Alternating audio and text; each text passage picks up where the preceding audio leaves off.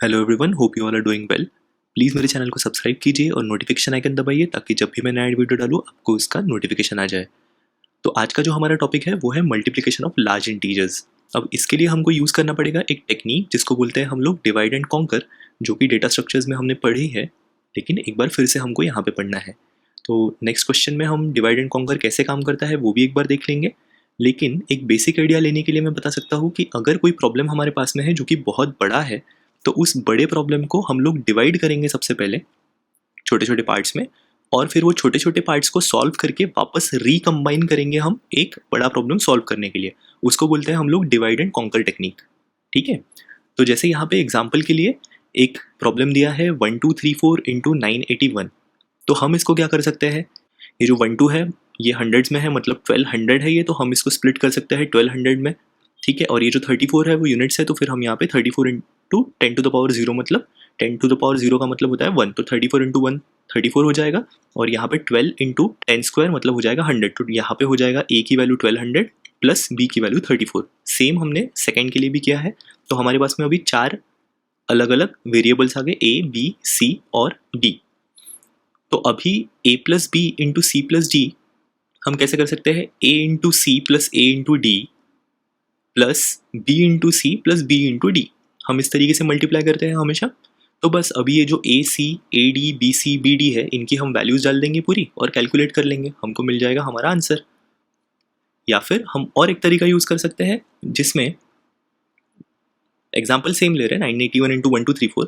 इसको मैं लिख सकता हूँ कि मेरा 10 स्क्वायर जो है, मतलब हंड्रेड्स वाली वैल्यू जो है, वो उसको मैं w के साथ लेता हूँ, जहाँ पे w मेरा रहेगा 09 इसलिए क्योंकि मैं दोनों को इक्वल करना चाहता हूँ इस बार, इसीलिए मैंने यहाँ पे 0 अगर लेता हूँ तो ये मेरे 4 डिजिट का बन जाएगा, और ये भी मेरा 4 डिजिट का पहले से है ही। तो इसीलिए 10 स्क्वायर w, जहाँ पे w की वैल्यू अगर मैं 09 रखता हूँ तो 09 इंटू 100 मतलब हो गया मेरा 900, प्लस x की वैल्यू मेरी रहेगी 81। ठीक है, तो ऐसा 900 प्लस 81 981 बन जाएगा मेरा। वैसे ही सेकेंड के लिए मैं करता हूँ 10 स्क्वायर इंटू वाई की वैल्यू मैं लेता हूँ 12, मतलब 12 इंटू 10 स्क्वायर हो गया मेरा 1200, प्लस z की वैल्यू में लेता हूँ 34। तो ये हो गया मेरा 1200 प्लस 34 यहाँ पे, जो कि बन जाता है मेरा 1234।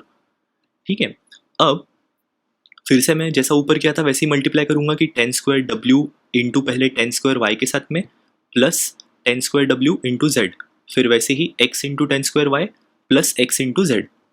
तो ये मेरे पास ये इक्वेशन बन गया।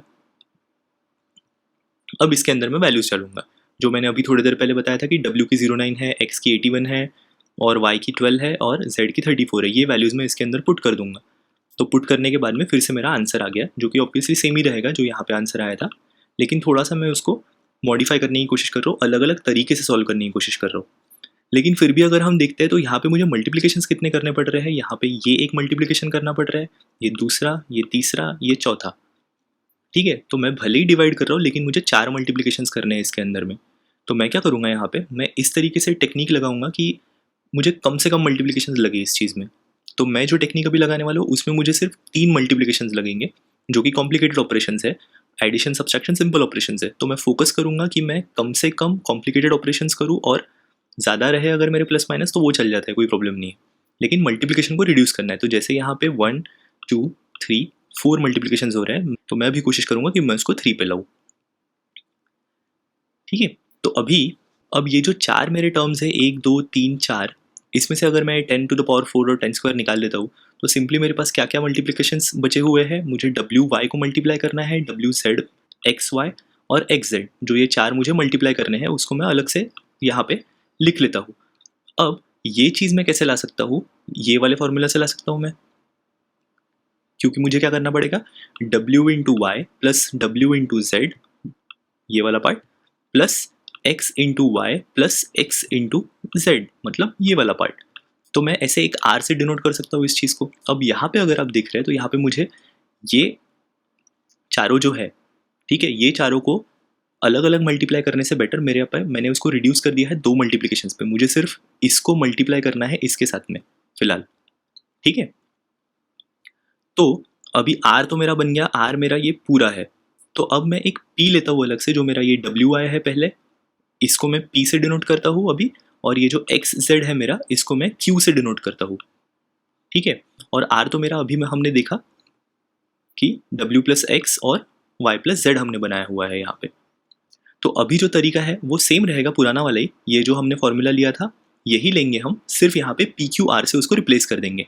हमने क्या बोला था कि डब्ल्यू वाई क्या है हमारा, डब्ल्यू वाई हमारा पी है, तो हमने पहले को रिप्लेस कर दिया हमने पी से। एक्स जेड क्या है मेरा, एक्स जेड है क्यू, तो मैंने यहाँ पे प्लस क्यू आखिरी में लिख लिया। अब बीच में क्या है मेरा, W Z plus X Y.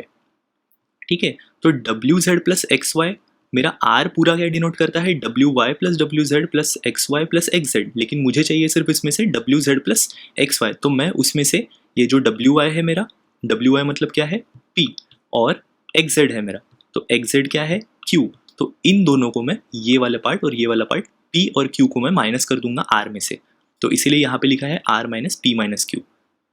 तो अगर आप अभी अच्छे से देखें तो मुझे सिर्फ कितने कैलकुलेशंस लगे यहाँ पे, पी क्यू और आर के, मतलब 3 मल्टीप्लिकेशंस में मेरा काम हो गया। तो मैंने उसको डिवाइड तो किया, लेकिन डिवाइड भी इस तरीके से किया कि वो भी मेरा ऑप्टिमाइज हो गया है। आंसर फिर से सेम ही आएगा हमारा। हमने सिर्फ 3 अलग अलग तरीकों से उसको करने की कोशिश की, और उसमें से बेस्ट और सबसे ऑप्टिमाइज तरीका मेरा ये है फिलहाल तक। ठीक है, तो यही होता है हमारा डिवाइड एंड कॉन्कर, जिसके अंदर में हम लोग डिवाइड करते हैं पहले, फिर एक एक करके छोटे छोटे प्रॉब्लम्स को सॉल्व करते हैं और वापस उसको रिकम्बाइन करने की कोशिश करते हैं। ठीक है, अब एक और चीज़ पढ़ लेते हैं हम लोग कि डिवाइड एंड कॉन्कर का एक जनरल टेम्पलेट क्या होता है।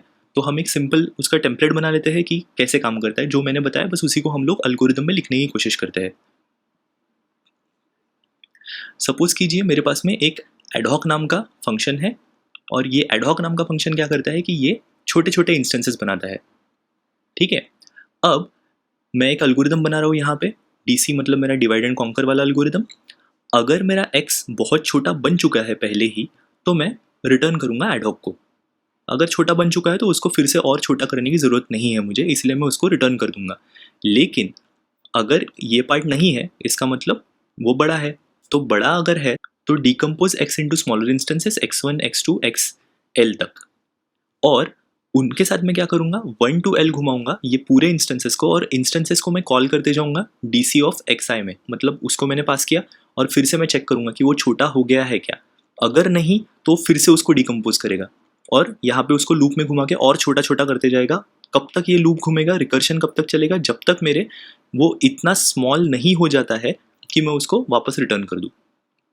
अगर बड़ा है तो डिकम्पोज होगा छोटे छोटे पार्ट्स में, और हर पार्ट रिकर्शन के थ्रू कॉल होगा, और यहाँ पे चेक करेगा कि वो छोटा हो चुका है क्या, सफिशिएंटली स्मॉल हुआ है क्या।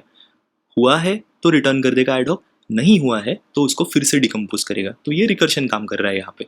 और एक बार हमने पूरा डिकम्पोज कर लिया और सॉल्व कर लिया, तो आखिरी में मुझे क्या करना है, रिकम्बाइन पूरे जितने भी वाई आईज हैं मेरे, जितने भी, उनको मुझे रिकम्बाइन करना है। क्योंकि डिवाइड एंड कॉन्कर का मेथड उसी तरीके से काम करता है, पहले डिवाइड करो, सॉल्व करो, और फिर आखिरी में कॉन्कर करके उसको पूरा रिकम्बाइन करो।